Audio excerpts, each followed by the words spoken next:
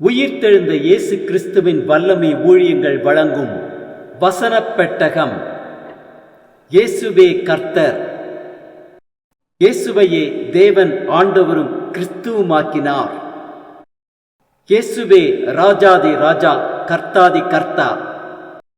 கிறிஸ்துவே மரித்தோர் மேலும் ஜீவனுள்ளோர் மேலும் ஆண்டவர்.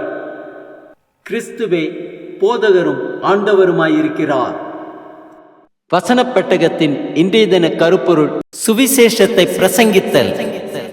இயேசு அவர்களை நோக்கி, நீங்கள் உலகமெங்கும் போய் சர்வ சிருஷ்டிக்கும் சுவிசேஷத்தை பிரசங்கியுங்கள்.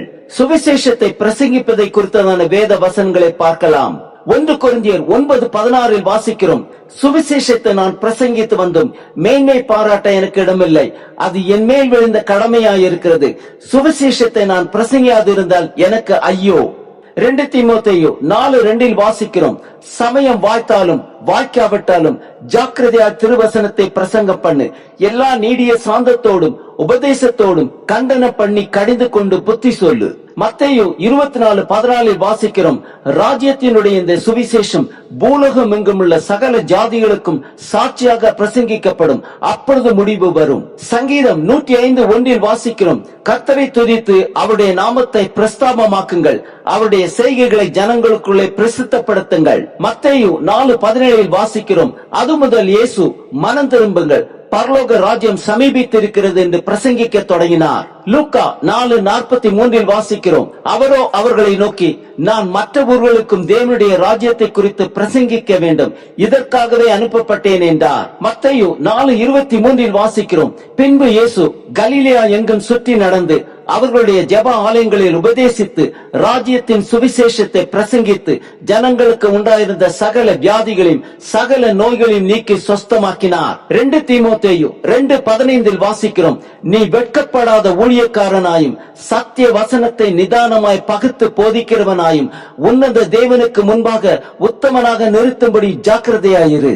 2 தீமோத்தேயு 4:5 வாசிக்கிறோம், நீயோ எல்லாவற்றிலும் மனத்தெளிவுள்ளவனாயிரு, தீங்கனுபவி, சுவிசேஷகனுடைய வேலையை செய், உன் ஊழியத்தை நிறைவேற்று.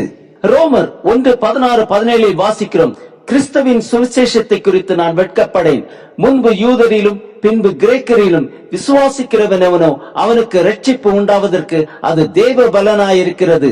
ஞான ஸ்நானத்தை கொடுக்கும்படி கிறிஸ்து என்னை அனுப்பவில்லை, சுவிசேஷத்தை பிரசங்கிக்கவே அனுப்பினார். கிறிஸ்துவின் சிலுவை வீணாய் போகாதபடிக்கு சாதுரிய ஞானம் இல்லாமல் பிரசங்கிக்கவே அனுப்பினார். ஏசாயா 52:7 வாசிக்கிறோம், சமாதானத்தை கூறி நற்காரியங்களை சுவிசேஷமாய் அறிவித்து ரட்சிப்பை பிரசித்தப்படுத்தி உன் தேவன் ராஜரீகம் பண்ணுகிறார் என்று சியோனுக்கு சொல்லுகிற சுவிசேஷனுடைய பாதங்கள் மலைகளின் மேல் எவ்வளவு அழகாய் இருக்கின்றன. 1 பேதுரு 2:9 வாசிக்கிறோம், நீங்களோ உங்களை அந்தகாரத்தினின்று தம்முடைய ஆச்சரியமான ஒளியினிடத்திற்கு வரவழைத்தவருடைய புண்ணியங்களை அறிவிக்கும்படிக்கு தெரிந்து கொள்ளப்பட்ட சந்ததியாயும் ராஜரீகமான ஆசாரிய கூட்டமாயும் பரிசுத்த ஜாதியாயும் அவருக்கு சொந்தமான ஜனமாயும் இருக்கிறீர்கள். அப்போஸ்தலர் 5:42 வாசிக்கிறோம், தினந்தோறும் தேவாலயத்திலேயும் வீடுகளிலேயும் இடைவிடாமல் உபதேசம் பண்ணி இயேசுவை கிறிஸ்துவென்று பிரசங்கித்தார்கள். அப்போஸ்தலர் 10:42 வாசிக்கிறோம், அன்றியும் அவரே உயிரோடு இருக்கிறவர்களுக்கும் மரித்தவர்களுக்கும் தேவனால் ஏற்படுத்தப்பட்ட நியாயாதிபதி என்று ஜனங்களுக்கு பிரசங்கிக்கவும் சாட்சியாக ஒப்புவிக்கவும் அவர் எங்களுக்கு கட்டளையிட்டார். கொலோசையர் 1:23 வாசிக்கிறோம், அந்த சுவிசேஷம் வானத்தின் கீழே இருக்கிற சகல சிருஷ்டிகளுக்கும் பிரசங்கிக்கப்பட்டு வருகிறது, அதற்கென்றே பவுலாகிய நான் ஊழியக்காரனானேன். 1 தெசலோனிக்கேயர் 1:5 வாசிக்கிறோம், எங்கள் சுவிசேஷம் உங்களிடத்தில் வசனத்தோட மாத்திரம் அல்ல, வல்லமையோடும் பரிசுத்த ஆவியோடும் முழு நிச்சயத்தோடும் வந்தது.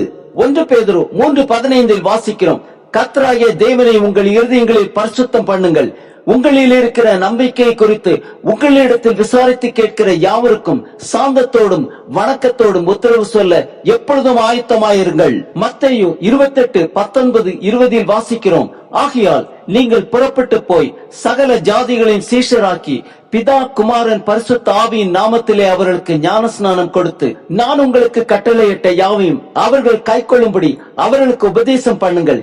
இதோ உலகத்தின் முடிவு பரியந்தம் சகல நாட்களிலும் நான் உங்களுடனே கூட இருக்கிறேன் என்றார். ஆமேன். ஆம், கர்த்தருடைய வருகை சமீபமாய் இருக்கிறது.